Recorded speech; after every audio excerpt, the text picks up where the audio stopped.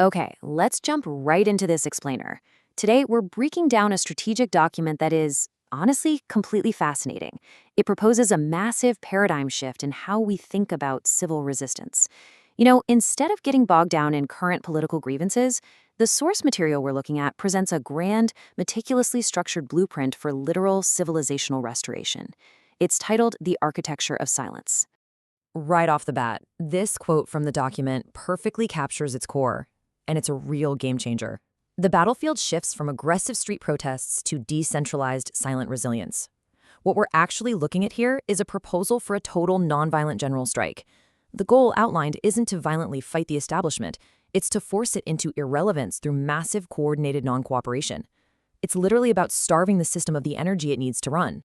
So look at this contrast. Instead of chaotic, dangerous street clashes, which, let's face it, just provide a vulnerable target for authorities to crack down on, this strategy champions decentralized silent resilience. We're talking about empty bazaars, idle oil fields, completely quiet streets.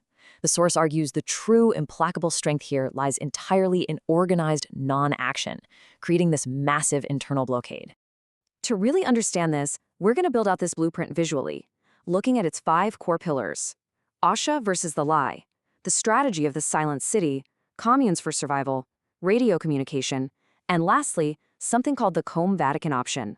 Starting with pillar number 1, Asha versus the lie, and how ancient philosophy acts as the core motivation. The document actually shifts the entire problem away from modern day-to-day politics and frames it as a civilizational collapse. It uses this ancient concept called Druj, which means the lie or chaos.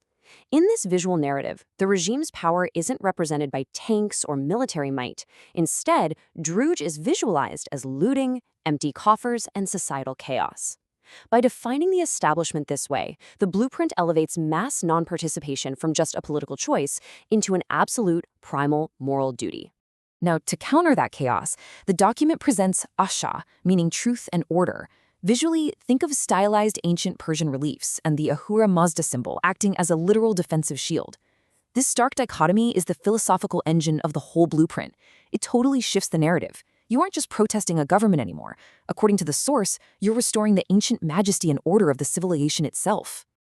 All right, moving to pillar number 2, the strategy of the silent city, or the internal blockade. The explainer points out that this internal blockade is so strong specifically because it's non-violent. It's a total, unyielding general strike. By just staying home, keeping the shop shuttered, and pausing all industry, the population starves the state of its operational capacity. The power is completely in the silence. It's the refusal to participate.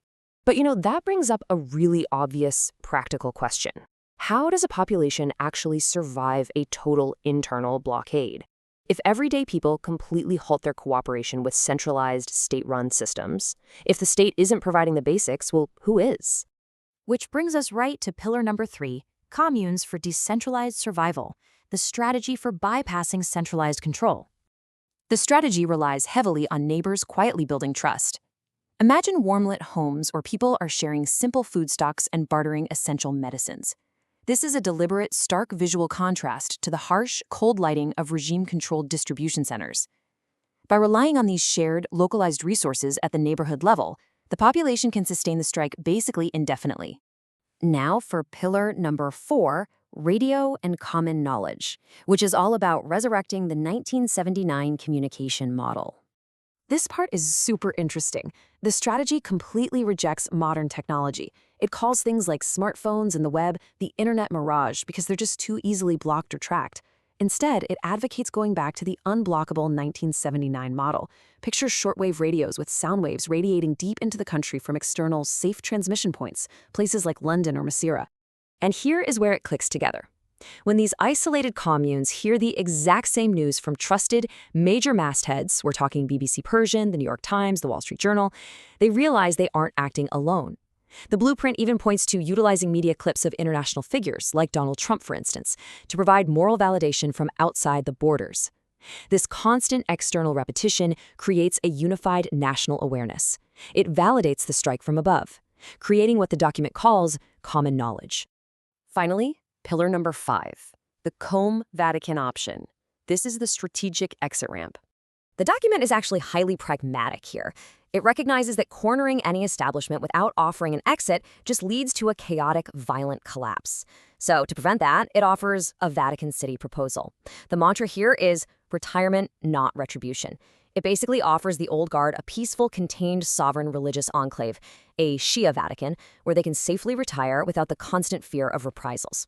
Visually, the strategy proposes isolating the holy city of calm behind a conceptual wall, completely disconnecting it from the rest of the state apparatus.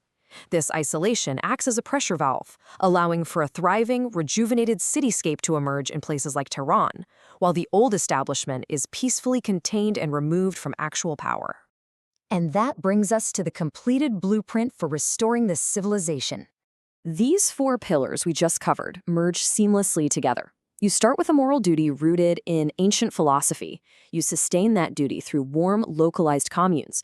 You coordinate the whole thing using unblockable shortwave radio and international media. And finally, you conclude it by offering a peaceful, isolated exit for the old guard.